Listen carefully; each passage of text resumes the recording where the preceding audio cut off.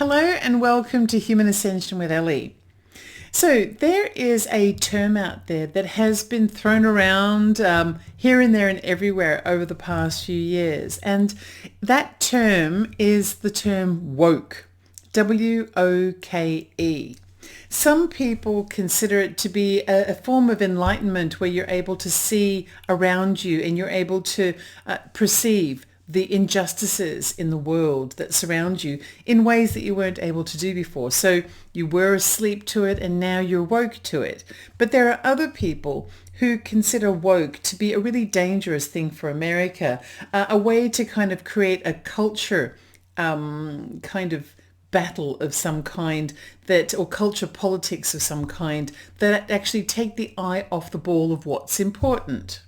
But you know, this word woke is actually an example of something much bigger, and it sits within that bigger framework quite neatly. It's also a term that many of us are familiar with. So I want to talk about this term woke in light of the bigger picture. So let's see how I do in this respect. I've got all my research all gathered up, and let's talk woke. So the first question is, where did the term woke come from? Anyway, actually, it's been around for nearly 100 years. The term woke originates from African American slang that was used as far back as the early 1930s to describe the sensation that a person might be feeling when they become alert to racial prejudice and discrimination that's happening around them or which might be affecting them personally. Over the course of decades after that, the term woke evolved and broadened. It became more generalized, and in the current day, it tends to relate to becoming aware of the social inequities that are prevalent in society, which might target or suppress or marginalize people based on their gender, their sexuality, or their ethnic identity. The woke phenomenon originated in the US all those decades ago because the 1930s was a time of the Great Depression. And when times are tough, often humans start looking after themselves. And when they do that, the strongest or more privileged tend to do better than those who might need a bit more of a hand in order to survive or to become equalized. But it's not the 1930s anymore, and overall, Western societies have prospered since then. The quality of life of all people in the Western world has on average gone up. But the concept of woke has been spreading further and further around the Western world. In fact, since all of those decades ago, nearly 100 years ago, during the Great Depression, when woke first became a slang word to describe racism of a specific group of people, it has now spread globally. And these days, it's a concept that has influenced a broad spectrum of social movements and political discussions. Woke is something that challenges the establishment. So it challenges established norms. It questions the existing societal structures and it promotes inclusivity. Basically, woke has become a term that has been adopted by activists worldwide who might want to highlight the many social systems that may be biased against certain people and who want to advocate social justice. And yes, woke is also a concept that is very strongly opposed by certain political groups. In America, the conservative movement, because it directly challenges tradition. And tradition is all about status quo. So think of it this way. How many times has your family followed a tradition? Maybe it's something like waking up late on Christmas Day and opening presents all together over a boozy, eggnoggy kind of a breakfast. Or maybe it's something like always spending Thursday nights at the bowling alley or Wednesdays at book club, something like that. Or always taking your dog for a walk before dinner. These are all traditions and they're all established norms or established routines. And yes, it can be a little bit uncomfortable to challenge an established routine. Suddenly, things become uncertain. I mean, if everyone opens their presents early on Christmas morning and I'm the only one who sleeps in, then I might miss out on all the fun, right? That's one tradition ruined. And if I don't walk my dog until after dinner, I might be feeling too full and lazy to really go for a walk at all, which means that's another tradition ruined. People love routines. They love tradition. They feel safe inside those routines.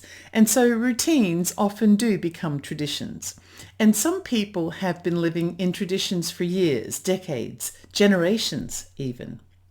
And woke is a massive threat to the routines and traditions because the whole point of woke is to identify that some of these routines and traditions are hurting people by excluding them from the very thing that the people inside the tradition are able to enjoy without restriction. So woke is a very polarizing thing. The people who criticize woke say that it stifles free speech and that it promotes cancel culture and that it undermines traditional institutions, some of which have stood for so long that losing those institutions represents a risk to the stability of the entire society. But woke is also just a word. But it's a word that has been weaponized by some political groups to criticize progressive movements. And some people within those progressive movements believe that this weaponization of woke has blown it way out of proportion and is increasing the divisions within society, and that these increasing divisions within society are what represent the biggest risk to the stability of the society. So, both sides of the argument believe that the topic of woke is a dangerous risk to society for different reasons, but they still land in exactly the same place in the end. So congratulations. It seems as though, regardless of your position on woke, you all have something in common, and that is the for or the against could be a danger to your society. But you know what woke really is? Woke is a vernacular term that means being aware of something, the kind of awareness that you have when you have knowledge of something. Woke is awareness, and awareness is knowledge, and knowledge comes from the intellectual aspects of the brain. The brain function that creates intellect primarily involves the cerebrum, which is the largest part of the brain. The cerebrum is responsible for higher brain functions, including thoughts, actions, emotions, and the interpretation of sensory data. The cerebrum makes it possible for a person to think or plan or read or hold memories and process their emotions. It doesn't produce the emotions, but it helps them to process those emotions. And so when you look at woke from the perspective of woke being awareness, and awareness meaning knowledge, and knowledge coming from the intellect, and the intellect being a brain function that allows a person to operate in a very basic way like reading and remembering stuff, or just plain thinking, well, suddenly woke doesn't sound very scary at all. It just sounds like an ordinary human function, a bit like breathing. So if an ordinary human function like intellect is causing so much controversy, is it really the human function that's the problem, or could it be something else? And why does all of this information about woke and woke culture and the woke agenda and wokeism and wokeocracy and all the different terms that have been used, how does that relate to human ascension? Because I'm going to tell you now, it really does. It really, really, really does.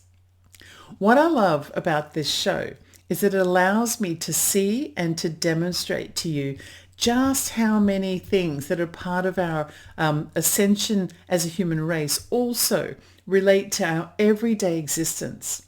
And from time to time, some of those things are going to surprise you. So let's take a look a little bit deeper, okay? You know I love to go deep. So give me a rabbit hole to dig any day of the week. Okay, so the Merriam-Webster Dictionary defines intellect to be the capacity for knowledge and rational or intelligent thought. Intellectual freedom, on the other hand, is the freedom to think about anything that you want. And intellectualism is when a person is committed to developing their intellect. The term woke falls within the category of intellectual freedom. Woke occurs when a person has been given the freedom to think about anything they want, and their natural process of thinking has brought them to an awareness of something occurring that they interpret to be unfair or unjust. The more intellect the person has, the more their natural ability to think and achieve rational or intelligent interpretations of what they're thinking about increases. And so the more intellectual freedom a person has, the more likely that when they come across a thought process that generates wokeness, their intellectualism will have developed into a rational and intelligent interpretation of what they've encountered. And so that brings me to another word and its definition, and the word is anti-intellectualism.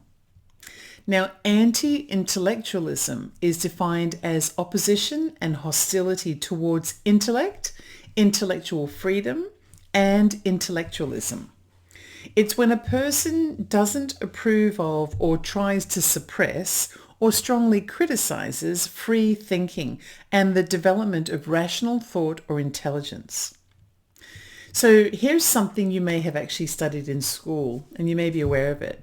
If you've ever read the book 1984 by George Orwell, you will be very familiar with the concept of anti-intellectualism. 1984 is a story about a dystopian city of London that's been taken over by a dark governing force that engages a kind of a militarized system of population control that polices the thought processes of its citizens. The government has reduced the number of words that are permitted to be used in the English language by destroying books and rewriting the dictionary in order to avoid people from being able to form intelligent sentences that might spark rational thinking or intellectual thinking. And people who are suspected of rational thought or of thinking freely are actually punished, and some of them are even killed. The book is excellent, but I'm going to warn you now about seeing the play. I made the mistake when I was living in England of going to see the play, and I travelled to the beautiful, glorious city of Bath to watch a small local production. Naive as I was, I somehow thought that it might be a nice way to spend the weekend. But the play was acted so convincingly, and the story is about something so evil and vile that it ruined my entire stay in Bath, and I still get this kind of guttural sense of fear or dread every time I think about that play. When you see, I think it was also that I was only like 2 people away from the stage too.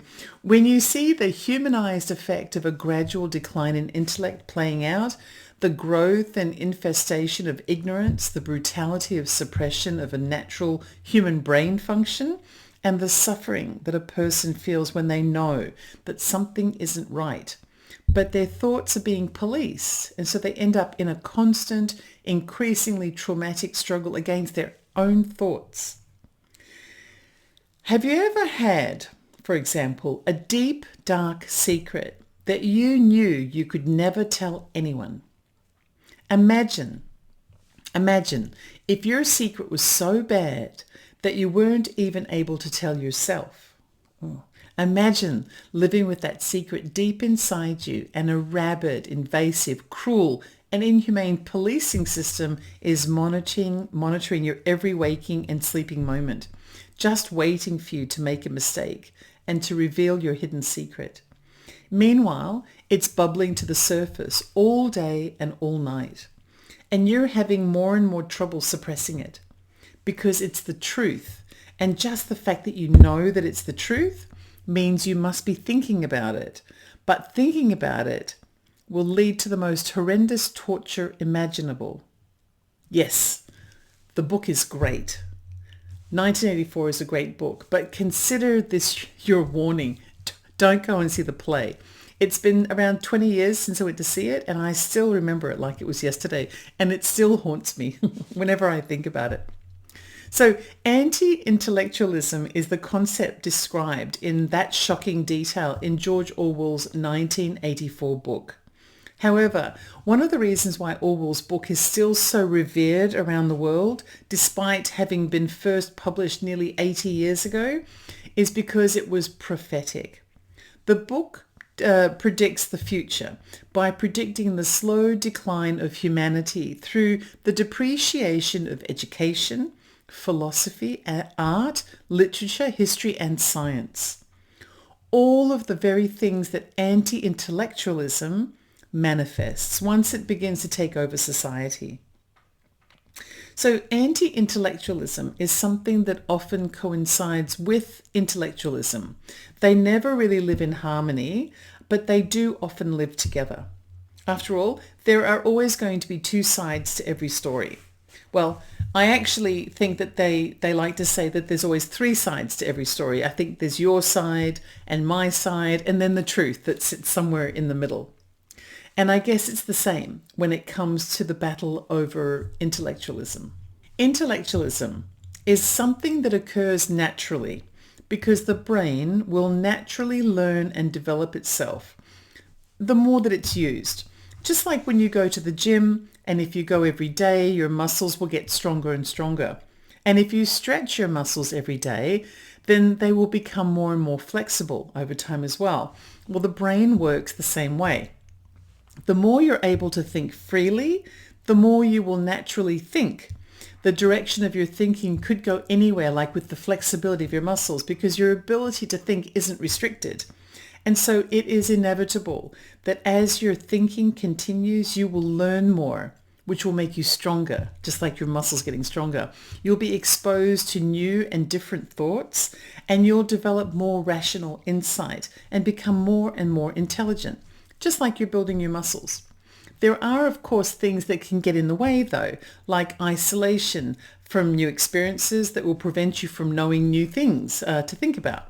But for the purposes of today's episode, we're looking at intellect as something that could be completely unrestricted by rules or geography or opportunity. When intellectualism is able to develop without restrictions, it has possibilities that are infinite in nature. We currently, after all, only use around 5% of our brains. And who knows, maybe that's because our style of society is limiting our ability to develop the intellect that opens up more brain power. That is a subject that I'll look into in a future episode, I think. But it's worth mentioning. Anti-intellectualism, however, is when the natural development of the power of the brain's ability to reason, find rationale, and become more intelligent is suppressed. And generally, proponents of anti-intellectualism are opposed to intellect, but they approve of emotions or feelings. They argue that emotions and feelings should guide one's thinking, not intellect, because emotions and feelings come from an entirely different human function and do not arise from intellect. In the United States, anti-intellectualism can be traced back to the 18th century, and in particular a religious revival movement called the First Great Awakening. The First Great Awakening occurred in the American colonies in around the 1730s and 40s. The movement encouraged a renewed emphasis on spiritual devotion, individualism, and religious freedom. It also challenged the established religious order by promoting the idea that people could have a personal connection to God rather than having to rely on clergy or other religious representatives for their spiritual guidance. The First Great Awakening led to a growth of new Protestant denominations, including Methodist and Baptist, sort of sub-religions. It also led to the establishment of revival-based educational institutions, some of which exist today. For example, Princeton, Brown, Dartmouth, and Rutgers universities all came from that movement, that First Great Awakening. But also, the First Great Awakening was a movement that fostered a sense of shared identity among the American colonists, which later influenced the ideals that led to the American Revolution. And that's the thing that links the First Great Awakening to anti-intellectualism.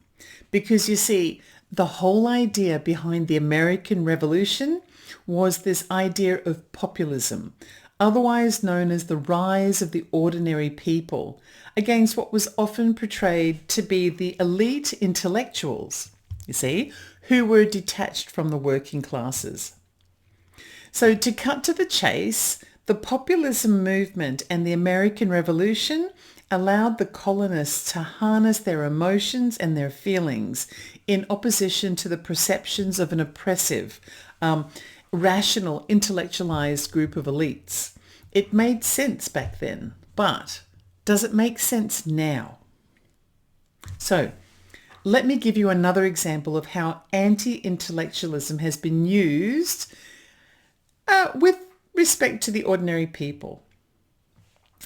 We've heard about the American Revolution, in which this anti-intellectualism movement or populism movement of anti-intellectualism gave rise to the ordinary people. Okay.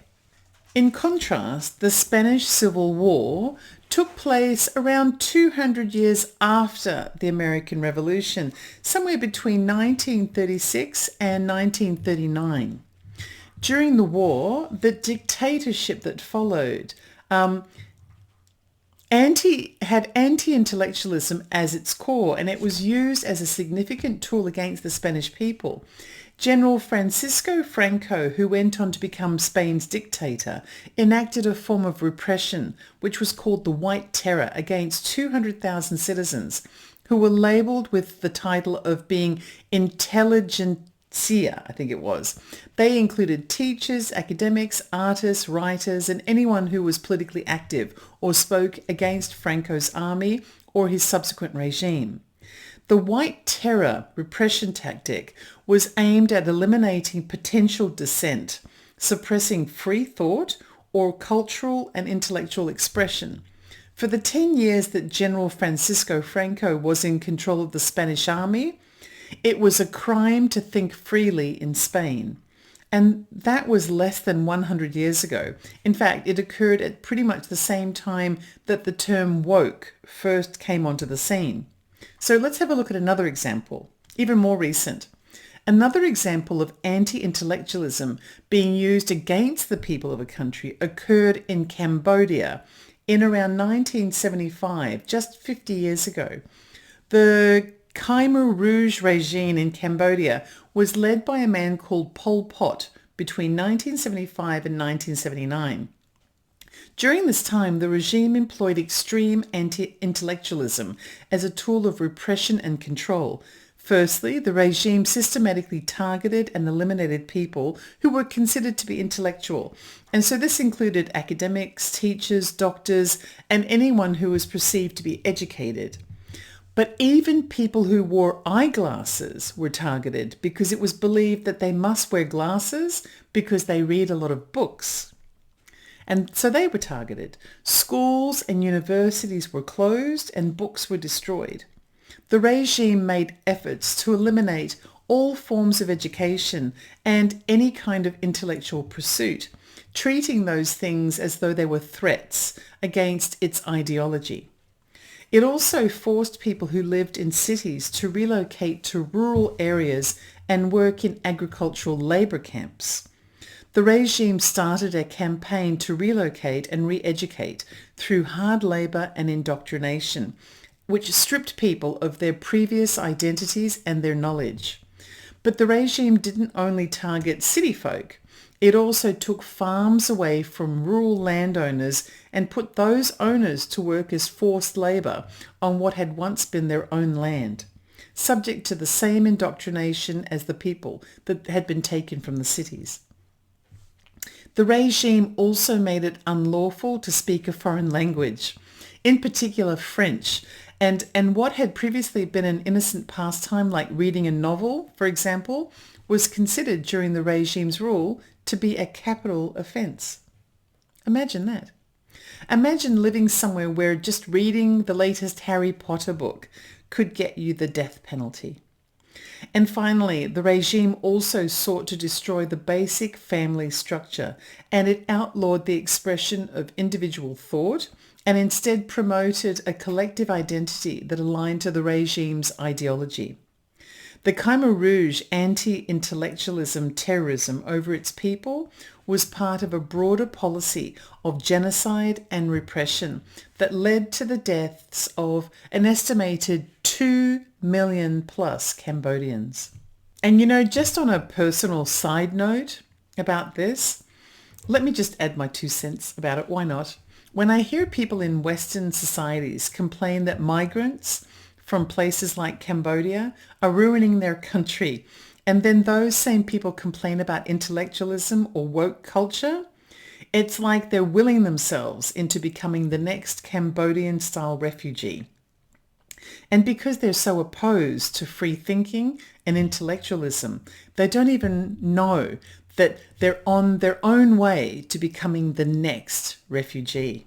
So we've talked about woke and how woke is part of the intellectual development of humanity, and how movements to squash or suppress intellect were originally derived from a passion to worship God in a more personalized way and to escape elitist control. But then later, of course, like most things, it becomes bastardized and it becomes weaponized and turned into what sounds like a populist movement, but actually it's not. It's an anti-population control mechanism instead. We've talked about 2 countries in the world that as recently as 50 years ago demonstrate just how dangerous preventing free thought is, and how this risk was even predicted in literature as much as 80 years ago by an innocent book by George Orwell called 1984, although I probably would say he wasn't quite so innocent. And yet, anti-intellectualism has been growing around the world right now. And the reason why is because it grows within people who aren't thinking freely. So if they aren't thinking freely, it becomes easier and easier to control their thinking in a variety of different ways. Anti-intellectualism is not confined to any single region or culture. It has been observed in various forms across the world. In some parts of the world, it's being used as a tool by authoritarian regimes to maintain control and suppress opposition, like in Russia, for example, where a person can be arrested and put in prison simply for holding up a blank sheet of paper in the town square. That blank sign is understood to carry an implied message of dissent, and so it's unlawful. Right now, at this moment in time, anti-intellectualism is also being observed in the United States and is linked to religious anti-rationalism, populist anti-elitism, and unreflective instrumentalism. So what exactly are those 3 things? What do they mean? So firstly, religious anti-rationalism is a belief that reason or logic should be disregarded if it interferes with a person's faith. The concept is based on the religious belief that God's truths cannot be fully understood or justified through rational thinking. And so if there is a conflict between faith and rationale, then the faith must preside over the rationale. It can go further as well and determine that if evidence against faith can be found, then the evidence must be disregarded. Or in some cases, the evidence should be considered to be against the will of God, even satanic in nature. Now, the second one, populist anti-elitism, is the belief that ordinary people, generally made up of lower or middle income earners of lower educational attainment, are, in quotes, pure, and that elites, generally made up of higher income earners or higher educational attainment, are, and I quote, evil and corrupt. Populist anti-elitism is generally anti-establishment in nature, with a focus on reversing the fortunes so that the rich and privileged become poor and downtrodden, and the poor or downtrodden become rich and privileged. Before we get too excited, though, you should also know that populist anti-elitism occurs on all sides of the political spectrum. In the US, the left tends to focus its populism in areas relating to socio-economic grievances like wages or access to healthcare. And then on the right tends to focus its populism in areas relating to societal cultural grievances like immigration, for example. Either way, the concept is the same. Populist anti-elitism is about the perception that some have it easier and better than others, and that those who have it better are inside a corrupt system, while those who don't are forced to be outside of the corrupt system. And then finally, the third thing, unreflective instrumentalism is the key ingredient needed when it comes to anti-intellectualism, because unreflective instrumentalism is what holds everything together and makes anti-intellectualism such an attractive method of population control in American society today. So what exactly is unreflective instrumentalism then? Because it really is very key to today's society. Okay, so even if you forget the rest of what you're hearing today, make sure you remember this little bit. Because once you remember it, you will never look at your favorite podcaster, YouTuber, or radio talking head the same way ever again. Because for many of these people, the curtain will suddenly be pulled aside and they will be exposed for who they really are. Are you ready? All right. So unreflective instrumentalism is a belief that becoming educated or a theoretical expert in the field of anything is a waste of time, because the only thing that means anything is money. So why waste time learning when you can just jump right on in and hustle instead? Half of the people, actually, you know what, I'm being kind.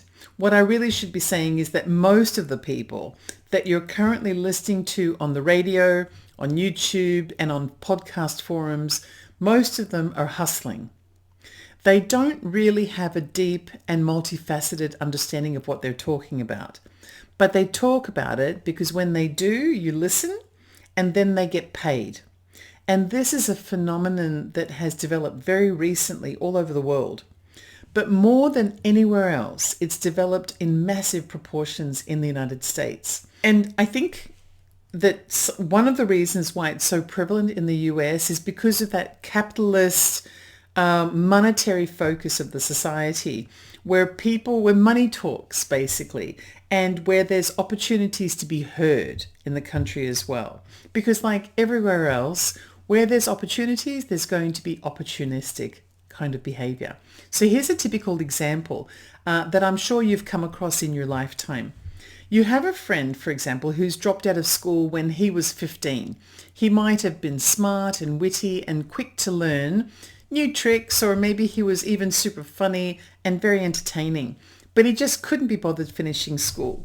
And when you ask him why, well, his response is that all that book learning is a waste of time. He's too busy making money to bother with that boring crap, you know? That guy is the poster child for unreflective instrumentalism. He jumped straight to the finish line without bothering to run the marathon. And sometimes it works, which is the reason why people do it. And sometimes it gets him in trouble. Okay, so for example, let's just say that he quit school at 15, hustles his way into enough money to put rent down on a food truck. And he starts selling hot dogs on the street corner.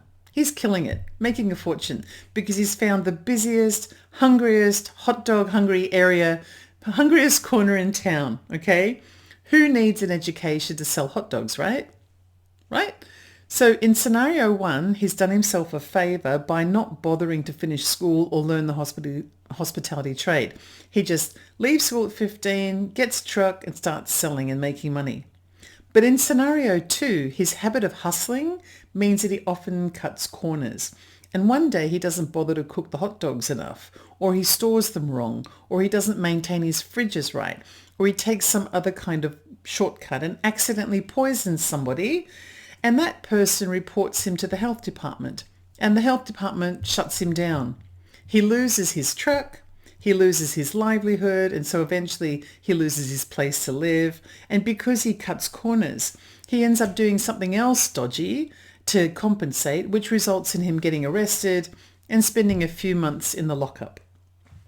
All because he didn't bother to learn the rules for heating and serving food, or didn't buy his food license, or, whatever else he couldn't be bothered doing to pay his dues before he could really become a bona fide hot dog seller. Basically, unreflective instrumentalism is when you disregard the value that knowledge and theoretical know-how can bring to a situation, and instead you just focus on doing whatever it takes to make it happen. When you mix religious anti-rationalism and populist anti-elitism and unreflective instrumentalism together, you end up with a specific type of anti-intellectualism that denies science, denies critical thinking, and denies expert opinions. This kind of anti-intellectualism is where misinformation and disinformation and conspiracy theories and the erosion of society thrives. Now, earlier in today's episode, I mentioned that anti-intellectualism is a method of population control, and I used examples from Spain and Cambodia to illustrate how it can be used by authoritarian regimes to control a population by force. But America includes an example of how anti-intellectualism is being used to control the population by manipulating people's feelings so that they believe that they're pushing for a better life for themselves, when in fact they're pushing for a greater hardship for themselves. So we've all become very acquainted with the term woke. So let's return to that for a moment. As I mentioned earlier, woke culture emphasizes social justice and the awareness of systematic inequalities. For many Christians in the US, particularly inside the evangelical communities, the term woke may not be the word that's being used, but what will be used is wording that aligns the biblical messages relating to justice and compassion. Because the Bible, in particular the New Testament, carries many guiding principles when it comes to justice and compassion, particularly when it comes to compassion. So let's take a look at one of those messages about compassion that appears in the New Testament. In Matthew 25, 35 to 40, Jesus speaks about the importance of showing compassion and kindness to others. So this is what the passages say. For I was hungry, and you gave me something to eat. I was thirsty, and you gave me something to drink. I was a stranger, and you invited me in. I needed clothes, and you clothed me. I was sick, and you looked after me. I was in prison, and you came to visit me.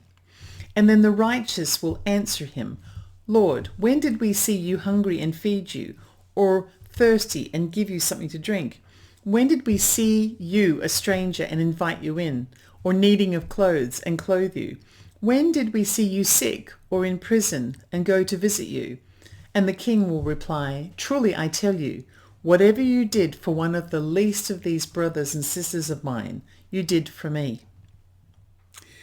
What these passages talk about, which is fundamental to the evangelical faith, is the importance of carrying out compassionate actions and how they're seen as acts of kindness towards Jesus himself, even if they're directed towards other people, because they are carried out towards people who are outcasts and in need of return into the fold of kindness.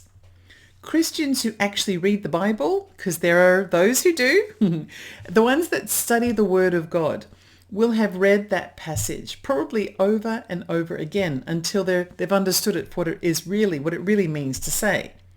But there is another side of the evangelical community that has resorted to the easy fix principle of unreflective instrumentalism. You see, I was getting to a point. Instead of actually studying the Word of God in their Bible, they have jumped to whatever passage works for them. And they have disregarded anything that doesn't work for them because they pursue the quick fix solution, just like the dodgy hot dog food truck guy. And so what happens in this scenario is that they hear the word woke and they completely ignore one of the most important messages of the Bible's New Testament relating to compassion. And instead they fight for the opposite, which actually takes them further away rather than closer to their faith. It's a step backwards, away from ascension, away from closeness to God as it's perceived by religious faith. And it's done in the name of God by people who are striving to be at one with God. And then, of course, it becomes a polarizing topic with many of these Christians sort of viewing it as a threat to their traditional values and religious beliefs, even though the person who was conducting themselves in a manner that directly threatens their traditional value and religious belief was the Christian themselves, not the stranger in need. I mean, I'm not a Christian, okay? I don't know what I am, to be honest. I'm just a person who wants to understand the reality that I'm surrounded by in the best way that I can. I believe that science has figured out a lot of things. I also believe that science is a bit blinkered and it chooses to disregard anything that it can't see. And I believe that just because we can't see something or prove that it exists doesn't mean that it doesn't exist. And I don't believe in God, but I also don't not believe in God. I do believe, however, that there is much more than what we know. And I am open to finding out more, and I'm respectful of anyone who believes that they have the answer, whether they attain that answer through science or through faith. But what I find to be highly hypocritical is when a person claims to be a Christian but then completely ignores the messages of Christianity. And the one that I've quoted from Matthew is a really easy to understand one. All you need to do is read it or hear the words spoken and you'll understand it. But this is what anti-intellectualism does. This is why it destroys societies. It encourages the population to avoid learning. And when the brains of people are devoid of direct learning, there's a whole bunch of empty space there inside their brain that can be injected with a whole bunch of nonsense. So what happens is that the population gets told what to think, and because they're being encouraged to rely on their feelings, those feelings can be very easily manipulated. So think about the typical chick flick at the movies that you may have seen, if you're so inclined. Something like, Love Actually, or your average movie where Julia Roberts is the star of the show. There will always be a certain kind of music that plays at just about the right time in the story. And the purpose of the music is to give you a delightfully warm and comforting sense that these two lead actors are actually characters in the movie who truly love each other. Or think about that TV show Friends, for example, that ran for 10 years, and the intro music that was played at the start of every episode. I bet that whenever you hear that song playing, it immediately makes you feel happy about when you were in your 20s and hanging out with all your friends. And what about that theme music to the movie Jaws, for example? Every time you hear the music of Jaws or of the movie Psycho or something, you might start to feel uneasy, and you may be imagining what it might be if you were swimming on the beach and were approached by a shark, or staying in a hotel room with a funny kind of hotel superintendent or something. I think if you were out on the beach swimming in the sea and you heard that music playing, the one from Jaws, you'd come scrambling back to the shore as soon as possible, because the music would tickle that feeling of insecurity and maybe even fear of being eaten by a shark. Things like that can be very persuasive. Well, the word woke has been turned into the same kind of thing. It's created a feeling in some people which is based on the empty space inside the brain caused by anti-intellectualism. If somebody wants your vote, all they have to do is repeat the word woke, woke, woke a few times, a bit like Beetlejuice, and then declare themselves to be anti-woke or dedicated to eradicating wokeism, or, woke or something. Because if you might be listening to them with your feelings rather than your intellect, you may not realize that what they actually mean when they say anti-wokeism is anti-Christian compassion. That kind of Christian compassion that's described in Matthew 25, verses 35 to 40. If someone stood up at the podium and said to you directly and honestly, I promise to destroy everything in society that follows the teaching of Christ in the book of Matthew, chapter 25, verses 35 to 40, would you vote for them? I mean, I really doubt that any Christian would go home and explain to their partner, their friends, their children, or even to random people in the street that they voted for a candidate because he or she promised to destroy the elements of society that just so happen to follow the teachings of Christ. But that is exactly what anti-intellectualism is. It's a phenomenon in society that convinces people that being educated or directly knowledgeable about a subject is wrong or unnecessary or evil. And so the people instead rely on their feelings and their emotions, which are very easy things to manipulate with words and music and lots of other kinds of little tricks. So here's a very quick example of a trick of manipulation. It's really simple. You look lovely today. Can you do me a favor? That's it. You give someone a compliment, you let them stew in that for a second so that they feel good about themselves and they feel good about you. And then you get them to do something for you. Because actually the only reason why you spoke to them at all is because you wanted them to do something for you. You don't really care how they look. You barely even looked at them. But if you need to give them a compliment in order to get what you want, in order to get their attention and their compliance, then so be it. That's it. Obviously, this is a very simplified example, but things like that happen all day long in politics, for example, and in the media, and at schools, and in churches, and in the workplace, and in advertising, and in relationships, and in marriages, and in friendships. And I could just go on and on and on. Generally, the way that it works is that the intellectual is the person who's really in charge, regardless of what they say. The person who is not intellectual is being manipulated into believing something because of their feelings. But their feelings have been harnessed. The feelings have been manipulated by the intellectual.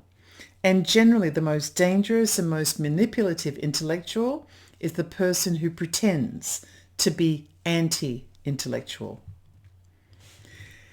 Today's episode is not about religion or faith, even though I've used faith as an example. It's also not about politics, even though, the anti-intellectualism kind of tool is a political weapon commonly used in politics. It changes sides from generation to generation. I mean, currently it's a tool being used on the right to keep voters uninformed and focused on their emotions. But quite a few decades ago, it was being used by the left in very similar ways. As it happens, the left currently includes more intellectuals than the right, and so the scales have tipped over. But with time, I'm sure the balance will shift and the opposite will be true, because that's how politics works. But today's episode is not about politics, as I said. It's about human evolution, just like every other episode. And if you recall a few weeks ago, I talked about human ascension and what it really is and what the steps are to becoming more ascendant so that humanity can raise its collective consciousness and tip the scales into a new fifth dimensional reality. Well, step one in that process was awareness. And you can't become aware by having something spoon-fed to you. You could only really raise your awareness by putting in the hard work yourself. Being intellectual or woke is about being aware of what's happening in your reality. The woke side is really just a product of that awareness. Once you're awake and you begin to see things, once you see things, you can't unsee them anymore. And that's what makes you woke. And faith is wonderful. I mean, I have a lot of faith because I know in my heart that just so many people are listening, and they also know that there is much more to life than just what can be proven by science. It's exciting and at the same time comforting to know that there are mysteries out there that we still need to solve. The answers are out there, and with time, more and more of those answers will be revealed. I know that as though it's a fact, even though I only have my faith to go by. So faith is a really good positive thing, but I am never going to let anyone empty my brain so that they can fill it up with feelings that they want me to have. Feelings that serve their purposes. When I watch a chick flick movie, for example, with cheesy love music, I enjoy it, but I also know it for what it is. And when I hear a speech by someone telling me that someone else is evil or corrupt, well, I don't automatically believe them. I wait to see the evidence. And if there's no evidence, it doesn't matter what they say. It doesn't matter whether they say that there's evidence. If I haven't seen the evidence, then to be honest, I'm far more likely to believe that the person making the speech is probably corrupt rather than the person that they're accusing. And every time I hear the word woke, I think about Matthew 25 verses 35 to 40. Not because I'm religious, but because whoever that Jesus guy was who said that, he really knew his stuff. I heard something many years ago that stuck with me my entire adult life. I consider it to be the easiest and most direct way to figure a person out. And the saying goes a bit like this. It's really simple. Judge a person by the way he treats someone he doesn't need. That's it. That's my secret when it comes to sussing people out. I don't really care about whether they seem entertaining or funny or kind towards me or complimentary, or whether they're rich or poor or good looking or well educated or maybe just have a PhD in the School of Hard Knocks. I try not to judge people based on those things. Sure, I like the company of people that I have something in common with and who I feel good around, as does everyone else. But I'm talking about really respecting that person and admiring their character. When it comes to that, I like to have a chance to be able to observe them in action around someone or a group of someone's that they have no need for. Because when a person interacts with someone that they don't need, that's when they exhibit their true character, especially if they don't think you're watching at the time. It's for this reason that I've upset a few people on my YouTube channel from time to time, which you might know by now sits in the centre-left area of politics. I've been critical of some of the left-leaning opinion hosts and pundits recently because I can see that when push comes to shove, they might talk a good talk, but they don't go out of their way for someone they can't get something out of. It's very transactional. This is also the case for people on the right as well of the spectrum, so I want to make sure that I've clarified that point as well. It all boils down to this. It really does boil down to this. Nobody needs a stranger who needs help. A person of low character will pass that stranger by and ignore them in their plight. A person of very low character will criticize the stranger or marginalize them or mock them or victimize them, or take advantage of them in their moment of vulnerability, or use them as a political weapon in order to manipulate others. And people of such very low character are the reason for the decline of society, not the strangers in need. And those of faith and intellect, because I really do believe we need both faith and intellect in our lives in order to be whole, well, those people who possess both faith and intellect, well, they will recognize that a stranger in need of help is a chance to prove humanity's worthiness to ascend to a higher place. And that the people who take advantage of those strangers in need or use them as a weapon are the problem in society. The Christians know it, the Gnostics know it, the spiritualists know it. Everybody of good character knows this. And it's good character that builds strong nations with strong populations. Here's another great saying that I like. A chain is only as strong as its weakest link. Being woke is about making sure that every link in the chain is as strong as it can be, because a strong chain can pull a very heavy load. My name is Ellie. You can find me at Ellie Dreams Down Under on YouTube. That's it for today. It's been a pleasure. Until next time.